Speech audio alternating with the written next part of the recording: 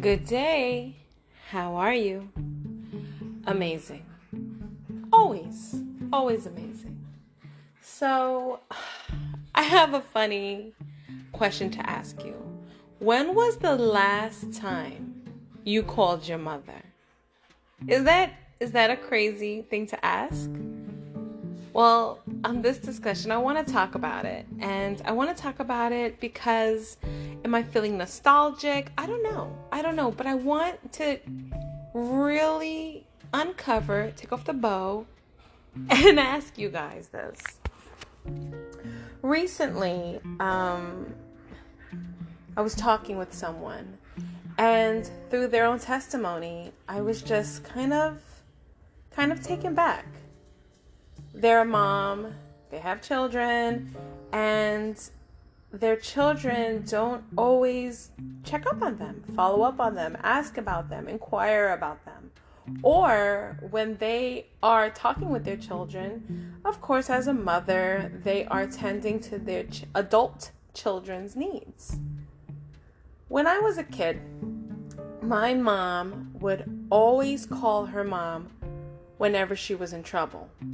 And my grandma would tell me, I only hear from your mother when she needs something. And I felt kind of sad about that, because I always called my grandma. We always had a conversation.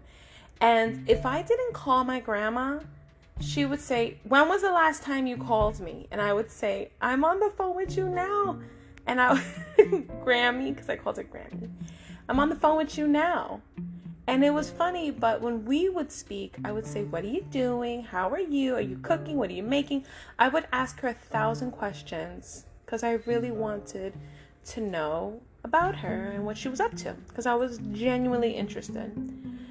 I also should preface and say my grandma had custody of me as a child because my mom was always very sick, oftentimes.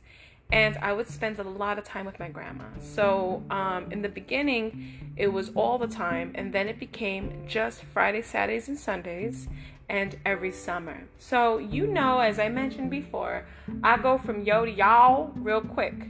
Because growing up, I grew up, as many of you know, in the Lower East Side of Manhattan, Alphabet City, LES, hey. And when I would be with them, it was in Brooklyn. And then the summers would be in North Carolina. And so I can go from my New York voice all the way to my hey y'all, because that's how I was raised. I was raised in these different dynamics.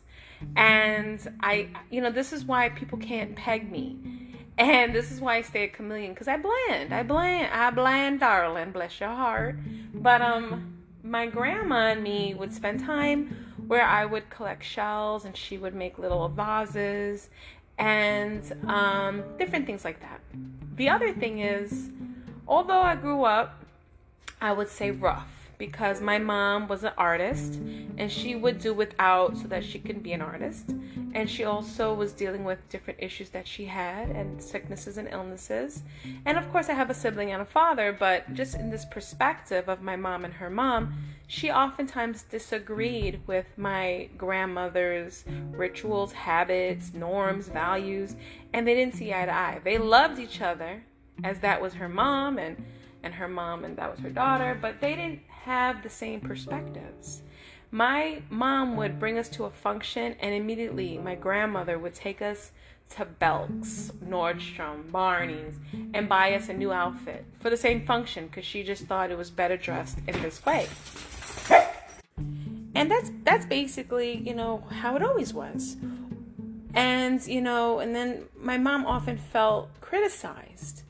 But the perspective here is my grandmother grew up a young Polish girl in Brooklyn where she fell in love and married her lifetime sweetheart that she started dating at 13 years old, which was my grandfather, a Russian boy in Brooklyn. And they were first generation in this country.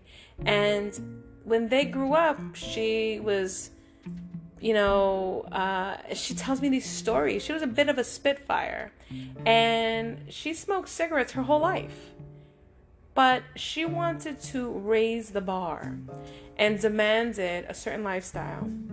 I must say, by the time I knew my grandparents, or I like to call them my parents and my grandparents, they were very wealthy, and they were teachers, but they were entrepreneurs and business owners, and they dibbled and dabbled in everything and anything. By the time my grandfather finished his education, most people don't know this, he was Dr. Victor Gerlovin. He had a PhD in fine art. People don't often realize that. And my grandmother, at the young age of 45, got her master's.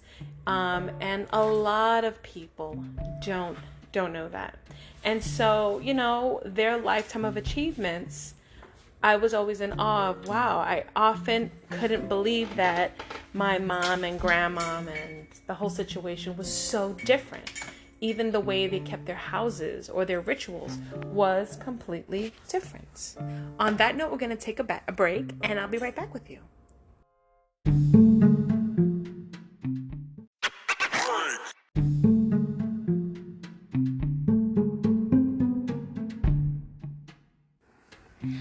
Welcome back, my loves. Well, with all that said, so back to the title of these beautiful, I guess, nostalgic testimonies.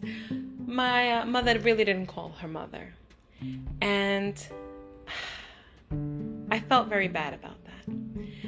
I always contacted my mom and called my mom, but I lived with my mom. So if I was out and about or if I had to check in, I would.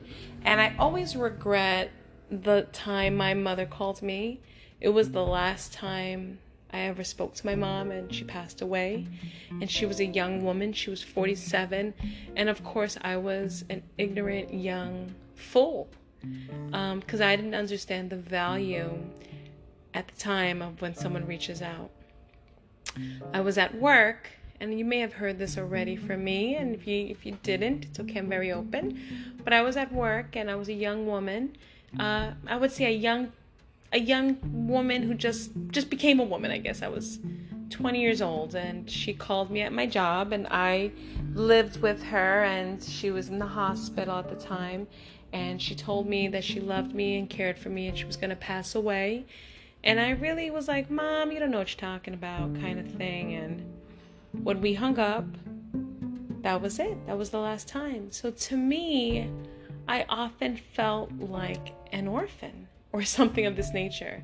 And my grandma, rest assured, would call me. And I actually doubled up my calls with my grandma because I felt so alone and so strange. And my grandma was very tough. She was a very tough woman. She was no nonsense. And now when I talk to my children, I sometimes hear my grandma's voice in what I'm telling my children. And the lesson and value there is most of the time when I felt she was giving me a hard time, she was really loving and caring for me. And with that said, I turn around now and I really do pay attention to these relationships, I guess you can say. For example, my relationship with my own children. And I must say, whenever I text my children, they text me right back. Whenever I call my children, they answer the phone. Whenever I reach out to my children, they reach right back to me. We have a relationship that we're very open to one another, and I always feel they check in on me. They do. Now, I also have seizures and things of that nature, and they're always concerned, but I do not want to be a burden on my children. My mom, she was very sick. She was never a burden on me. However, I do feel that I wish I would have known more regarding her health. Maybe I could have helped her, aided her, or something. So my children do know everything inside and out about my health, and I keep them very aware. And even though they're very young, from 5 to 12, I'm very honest and transparent with them, as I want to prevent regret and grief. So going back to the original character in my story, I was heartbroken when I heard that their children really don't take that much interest. I have another friend who, she has an adult daughter, and sometimes that dynamic is very interesting because they're very close, and at times I feel her daughter is oftentimes a little too sassy for my nature. And I will never tell anybody how to parent or my opinion on their parenting. Every single person has a different style, and the human that you raised came out of you, so you know better than I. And so one time, in one instance, I looked at her and I was like, why are you being so disrespectful to your mom? And her mom looked at me and I was like, oh, maybe I shouldn't have said that. Her mom was like, thank you. And I started like not knowing what to say, but I saw the dynamic there where the mom wanted someone to say something, was looking for an advocate because their relationship was just that. And later on, the mother told me that she treats her the same way her father treated her. And that kind of blew my mind. This is her only child, and that behavior was learned. And it was learned by the other parent who is not in her life no more. So even though that parent is not in the picture, the child learned that behavior, adapted it, and, gave it to her mom. I often think that in life, you really don't understand fully until you walk in those shoes. Now, Mother's Day just passed, and I'm a hard advocate that I feel, dang it, on Mother's Day. And by the way, Mother's Day for the Dominican Republic also just passed, so I just want to say happy Mother's Day to all. And I really want to say you don't really understand that feeling until you go through it. And it's hard to say that because I once had a conversation with someone where I said to them, I warned them, hey, be careful, blah, blah, blah, blah. And they did it anyway and got hurt. And they told me, Fanny, I have to cut myself to know I bleed. I can see your story, hear your story, but if I don't do it for myself, I won't learn. And at the time, I said, well, I warned you and I told you and I gave you, references, latitude, longitude to avoid getting hurt. But to their point and their perspective, they are a person that learns by baptism of fire, not by observation or persuasion. Everyone's a different type of learner. When my mom passed away, the grief in my soul lingered all these years. My mom passed away April 27th, 2001. 2000, what am I talking about? 2000, I don't even know the date anymore, right?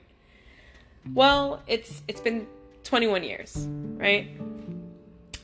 And it feels, every time April rolls around, it feels like just a terrible pressure in my head and sadness and grief because I really feel she was taken away.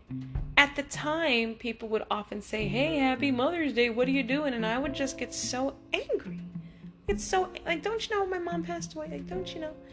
Well, now I'm a mother, right? So I can't necessarily put this burden on my children. But I really don't ask for a lot, although I know they feel I do. But I want something every year that they make and create, because obviously they're children, they can't afford it. But I just want the love and attention from them. That's all I want.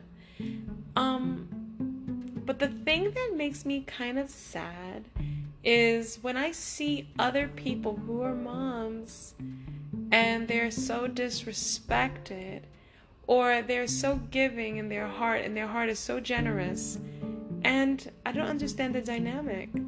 And I think it's because I lost my mother and then I lost my grandmother that I see the importance of that connection, that I don't have it. And this is why I oftentimes reach out to my own mother-in-law, and I'm so worried about her health, and I talk to her and I harass her because I love her so much, and because I long for my mother or the mother quality in my life. And it is also the reason why a lot of my friends I smother as a mother, because I want them to know that I love them at all times and feel that love. And sometimes I try to give them a golden lesson, a golden rule, a golden tidbit, and sometimes it comes off kind of brassy. So I also have to learn to bite my tongue. I say this because if you're listening to this and your mom calls you,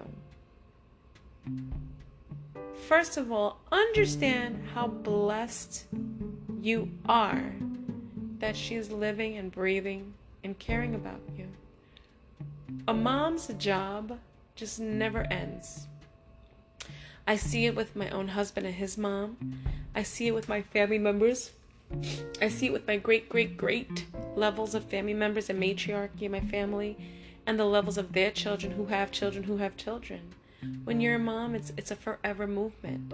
Yes, your children will grow and leave, but they're forever your children. And some people don't have great relationships. Some people don't like their mothers, or some people exit and don't look back. I understand your scenarios, but if your mom is in your life and you continuously visit them or have a relationship with them, value them. When it's Mother's Day and you visit them and they're preparing the food, think about that for a moment. When it's their birthday, when it's your birthday, understand that that is their occasion too, because they birthed you. You don't realize the moment that you were born, they waited and carried you and told everyone about you. Then you were finally there, and now they celebrated you. And for every birthday celebration that you've ever had was really truly their celebration, that they are your mother. And I know that sounds crazy, diverse, weird, but it's true. It's a true thing. That at the time when you're like, okay, Mom, I'm going to go have a birthday party with my friends. I'll see you later. They might be hurt from that moment. They really might be. Because you are the joy in their lives. Then you get married or you move on. And now you're living your own life. And this is a natural progression. And here they are. Maybe they're married and have other children, and maybe they don't. Maybe they're single. Or empty nester. And now they got to figure out, wait a minute, what the heck am I doing with my life? Maybe it's been 30 years that they've been absent from the world. And they have to rediscover who they are. Sometimes I tell people, know what your passion is. Continue your passion. When you have children, continue your passion quietly. When your children leave or move on, with a trumpet, sound the alarm. And now live your passion, right? We forget who we are. We have to redevelop. How do I live? What is my voice? Who am I? Am I just sitting at home alone each day, waiting to fall asleep, waiting to wake up, waiting to get the mail? What am I doing with my life? When you call your mom, think to yourself for the moment, is she needing me? Has she done anything lately? Do I need her? Maybe you truly need her. Let's take a break right here, and we'll be right back.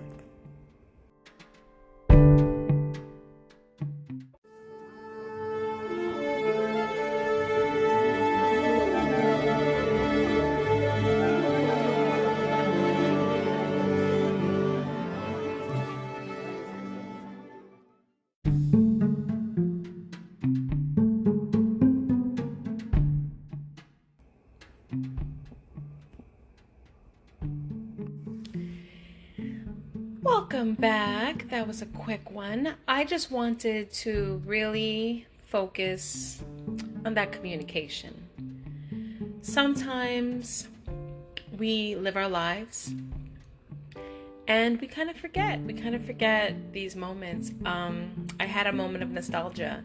I was doing something with my children and I completely forgot my mom used to do this with me. And it was so crazy because I don't ever want to forget who she was, her legacy, and my grandma, always the same. It's the same relationship. Recently, I've had the pleasure of moving to Florida, and I'm very close to my relative, and I'm able to visit them, and I love going there because when I'm with my relative, I just feel like I'm with my mom and my grandma, and I'm with my family. And I think I harass this person a lot, and I'm texting them. because I truly do care, and I just want to make sure that they know that they're loved always. I think it's important that if it's not your mom, because this whole segment is, have you called your mother? But if it's not your mom, who is it in your life that maybe just needs to hear your voice and know that you care? And then when they call you and they talk to you, sometimes you're like, and this and that and the other, but then you need to stop and say, wait, how are you? Are you okay? I think it's important. Well, on that note, I thank you so much for joining me on this journey of Fannytastic Life. And if you don't call your mom today, at least send her a text, a little emoji, and let her know how much you love her. Thank you. Bye now.